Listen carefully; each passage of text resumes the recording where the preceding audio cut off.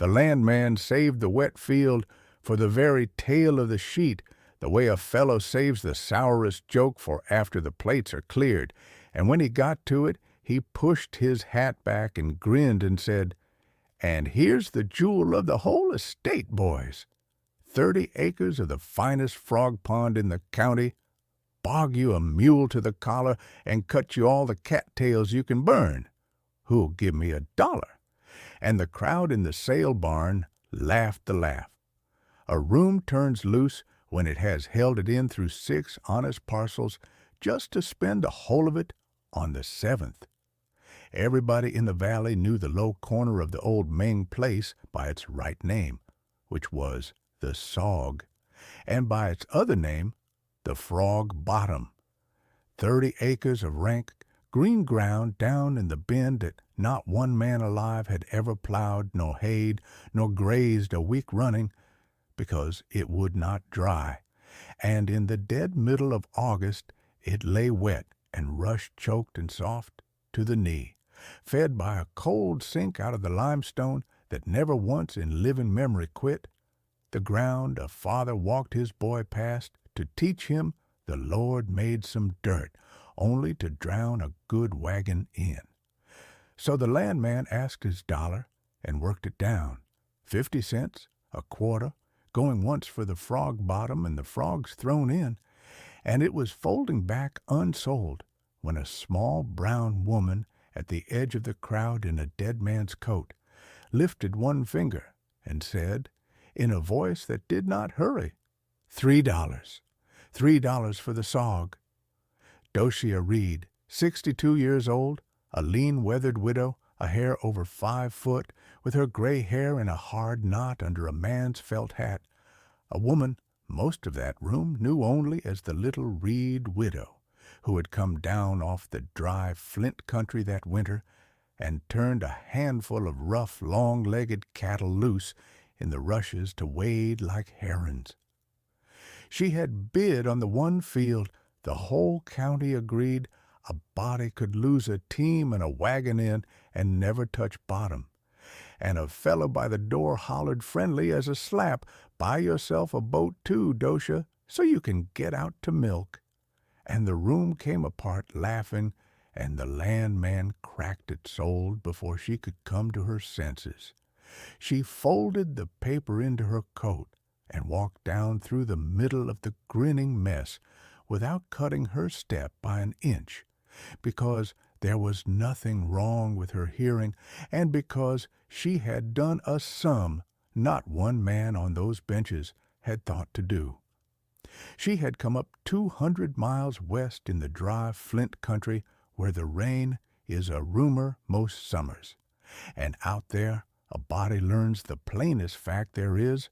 that grass is a fine thing to own 11 years out of 12 and worth nothing at all.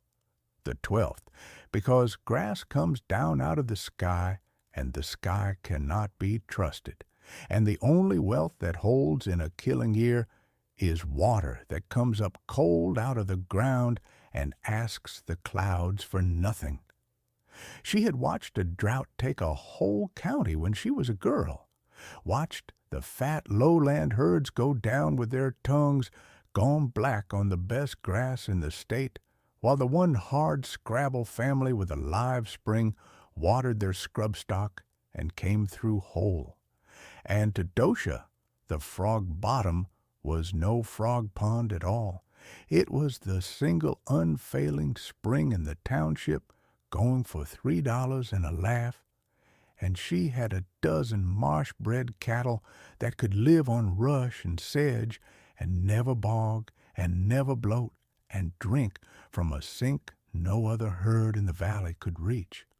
She bought the Sog for $3, turned her long-legged cattle down into the rushes, and spent that first year ditching the cold sink out with a spade and walling it up with creek rock into a stone tank a cow could stand to and drink. And nobody drove past that bottom louder than Burl Austin, who ran 400 head of blooded cattle on the high, sweet grass above the bend and had never carried a bucket in his life. His stock drinking the creek, the sky kept full. He stood at the sail barn scale that fall, with his thumbs in his belt, and told the loafing crowd that the Flint woman down in the bend was farming frogs and grazing cattle in a duck marsh, and you cannot make a nickel off ground you need a boat to cross. And he got his laugh, and Dosia, at the far rail, took her check and walked out through the middle of it without changing her step. If you are the kind of soul who can look at ground the whole county calls worthless, and ask not what it costs you in the easy year, but what it will be worth on the day the sky shuts, stay with me and subscribe before we go on, because the past over that stood when the bought and paid for went under are the only stories we keep here, and the dry was coming. It came the third summer, no rain in May and none in June, and the creek down to a string of warm green pools by the fourth, and then the string broke, and the creek was a road of cracked mud, and the ponds went to green scum and then to dust, and the dug wells on the high ground dropped and dropped until the buckets came up scraping sand. There was grass yet, cured and standing gold on the ridges, the best-looking grass in years, and it was not worth one thing, because a cow does not die of hunger in a drought. A cow dies of thirst, and all up and down the valley. The fat-blooded herds walked the dry creek, bellowing with deep grass standing under their feet, and went down at last in the fence corners with their tongues swollen black. Burl Austin hauled water in barrels till his teams gave out, and watched the herd he had bred 20 years die of thirst on grass a foot deep. And there was not one thing money could do about a sky that would not open. And down in the bend the cold sink never faltered. That was the thing not one of them had figured on, that a spring which comes up out of the deep limestone does not know nor care what the sky is doing,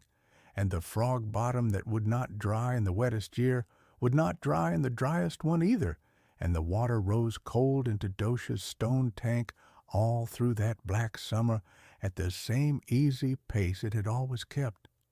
Her marsh-bred cattle stood belly-deep in the green rushes, chewing their cud with the whole county dying of thirst on the hills above them, and she did not lose a head. Word of live water in a burnt-out valley travels faster than the drought does, and before the creek had been dry a fortnight, they came driving what stock they could still walk to the bend. The same men who had told her to buy a boat, and Dosia Reed stood at the head of her worthless field and waved every last one of them on. Come down, there is water for all of it. Burl Austin came down the road himself, with the 60 head he had left on foot, leading them, his hat in his hand, though there was no rain to keep off, and he stood at the rock tank he had told a whole scale house was a duck marsh, and could not for a moment find anywhere to set his eyes. What he finally got out was that he had come to ask could his cattle water at her sink till the rain came back, and whether come fall she would sell him some of her marsh stock to build from, because his blooded herd was mostly gone, and hers were standing fat in the rushes. And Dosia looked at him a long level while and said, "The water is yours as long as the dry lasts, same as everybody. No man's stock goes thirsty at my tank while there is a drop in it, and the cattle I will sell you in the fall, fair price, the price they brought before the creek went dry, and not $1 over it."